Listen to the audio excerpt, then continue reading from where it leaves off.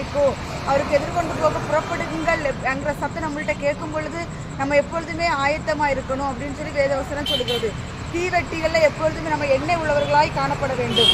தீவெட்டிகளில் எண்ணெய் அப்படிங்கிற அந்த அதுக்குரிய விளக்கம் என்னன்னா, நம்ம எப்பொழுதுமே பரிசுத்த ஆவிக்குள்ள நிரம்பி இருக்கணும் அப்படிங்கிறது அதனுடைய அர்த்தம். நம்ம தீவட்டிகளை ஆயத்தப்படுத்தி மணவாளன் வருகிற பொழுது எப்பொழுதுமே அவர் எப்போ வருவார் என்கிற ஆவலோடு காத்திருந்து தெளிந்த புத்தியோட விழித்திருந்து இருக்கணும். அப்போ அவருடைய வருகையில் நம்ம எடுத்துக்கொள்ளப்படுவோம்னு சொல்லி இந்த வேத வசனம் சொல்லுகிறது.